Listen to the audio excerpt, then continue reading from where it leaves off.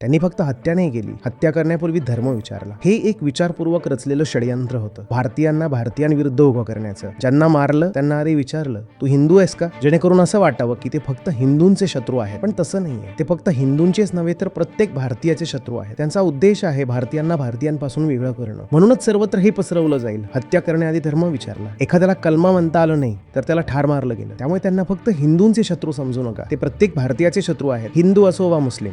म्हणूनच काश्मीरी असोत किंवा भारतीय मुस्लिम, त्यांच्याच हितासाठी आहे की त्यांनी फक्त शब्दांनी दहशतवादाचा निषेध न करता सर्वच स्तरावर प्रत्यक्षपणे त्याच्या विरोधात उभं राहावं. कारण जे तुमच्या विरुद्ध दिशेला आहे तिथे कोणताही धर्म नाही, त्यांचा खरा विरोध भारतीय राष्ट्राच्या मूलभूत तत्वांशी आहे, जी अतिशय आध्यात्मिक आहेत. आणि हाच त्यांचा प्रश्न आहे. संघर्ष होणारच, पण आपण तो आपल्या पद्धतीने, आपल्या अटींवर लढणार. कोणी जर तुमच्याकडून प्रतिक्रिया उमटवून घेतली तर तो विजयी ठरतो. भगवद्गीता आपल्याला शिकवते की एक असं युद्ध करता येतं ज्याचं केंद्र शांत असेल. श्रीकृष्ण सांगतात, जीवनाचं युद्ध लढा, पण उष्णतेनं नाही, शांततेनं.